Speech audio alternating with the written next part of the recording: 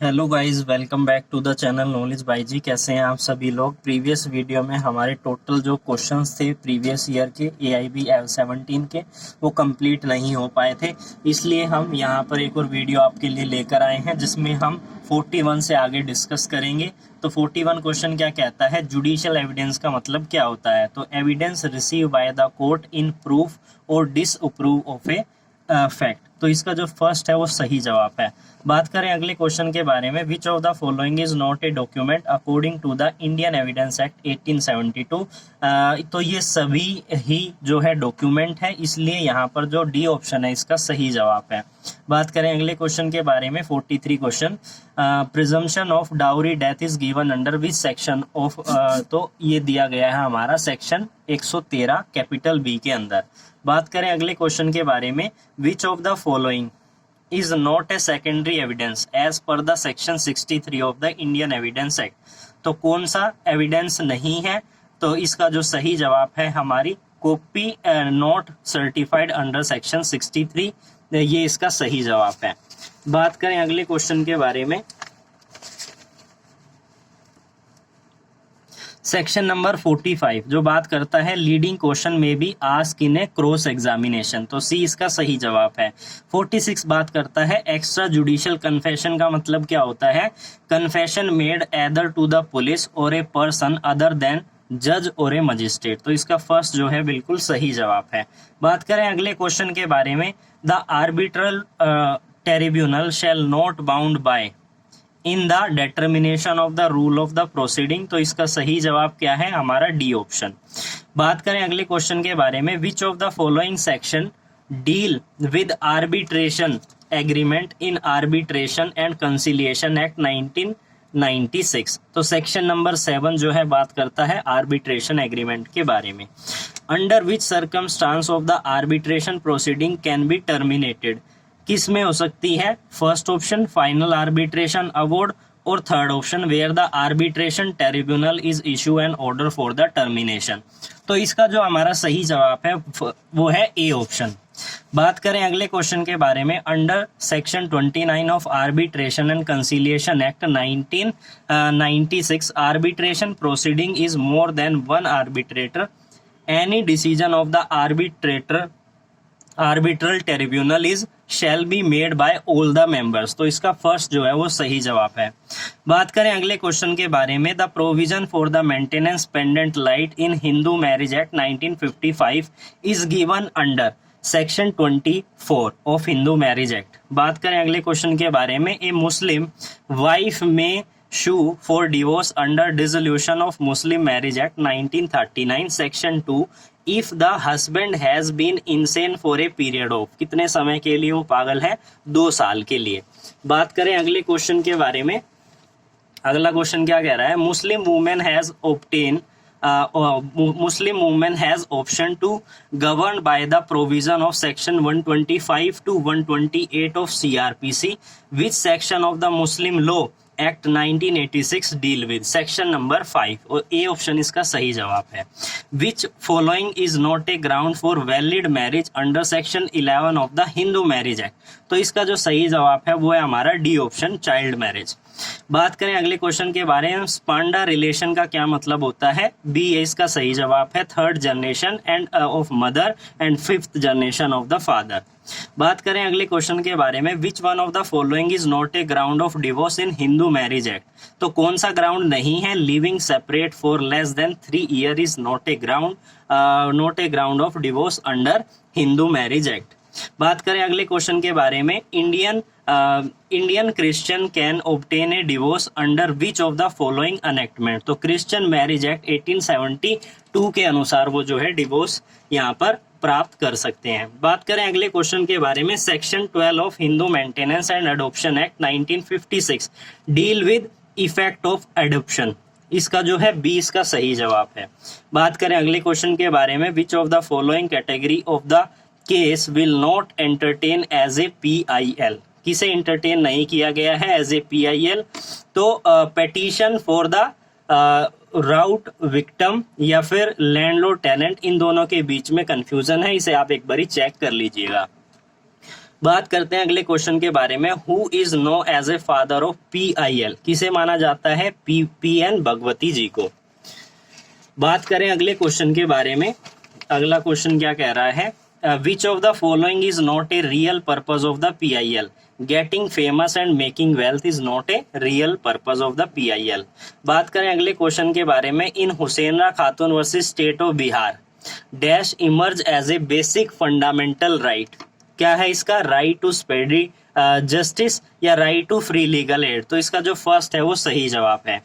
बात करें which of the following writ can be issue against the usurpation of the public office. कौन सी writ follow apply की जाती है?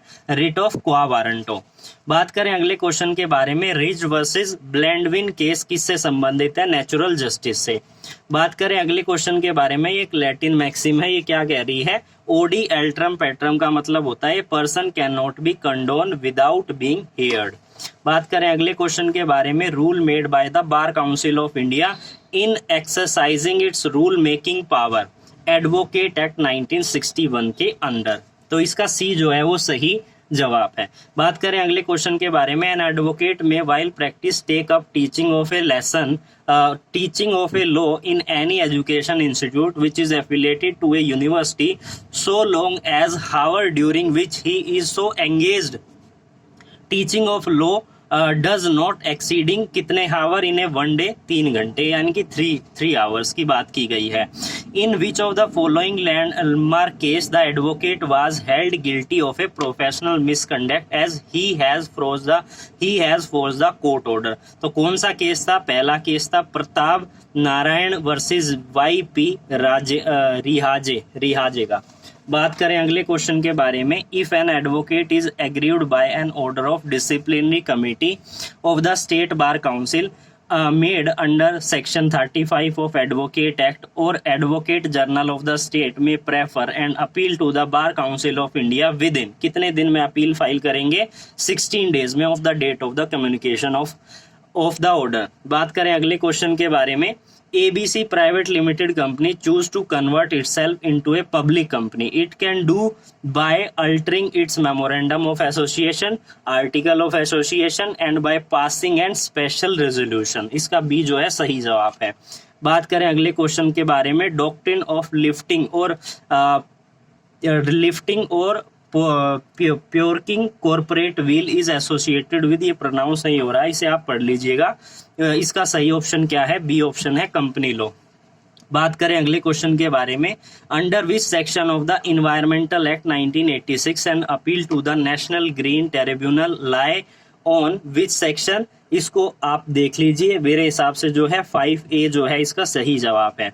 बात करें अगले क्वेश्चन के बारे में। Which one of the following fundamental duty related to the environmental protection? Article number 51 capital A clause G।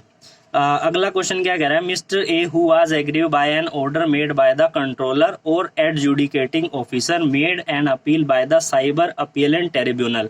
Letter mister A aggrieved by an order of cyber appellate tribunal may prefer and appeal to the, किसको कर सकता है? केवल high court को। बात करें अगले question के बारे में। Mister X a person who is intention by mister Y an originator to receive the electronical record under the IT act information technology act 2009 as a addressee. C इसका सही जवाब है। Minimum number of member required for the registration of trade union is 7। तो इसका जो D है वो बिल्कुल सही जवाब है। बात करते हैं अगले क्वेश्चन के बारे में। The text of a certified stand order shall be prominent posted by the employer in which language and in the language understood by the majority of its worker? कितनी होगी? कौन सी लैंग्वेज में होगा? इंग्लिश में होगा। बात करें अगले क्वेश्चन के बारे में। Person who is ultimate control over the affair of the factory under the factory act 1948 is called as a occupier. A जो है इसका सही जवाब है। If the factory employ more than 1000 worker they should appoint qualify as a safety officer to the carry out the prescribe duty. तो इसका first जो है सही जवाब है। बात करें अगले ऑप्शन के बारे में, suppose road accident occurred, road accident हुआ है, then being an advocate what is the correct way to approach the situation. तो सबसे पहले आप एफआईआर, फिर petition, summon to the insurance company.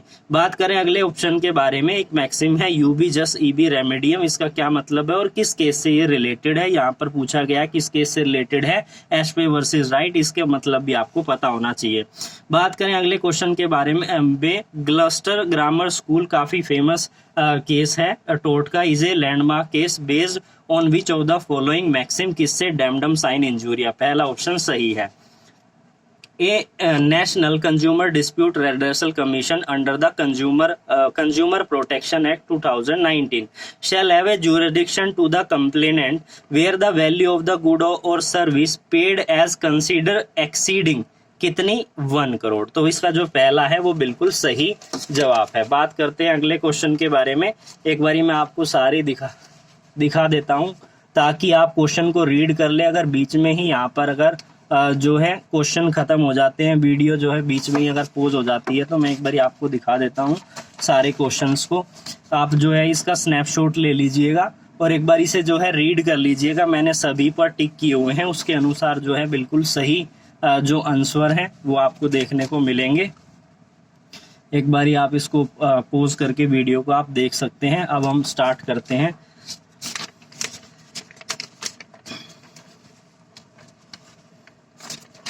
बात करें 84 क्वेश्चन पर हम पहुंच गए थे। 84 क्वेश्चन क्या कह रहा है, under section 41 of the Consumer Protection Act 2019 an appeal from the order of district commission lie to the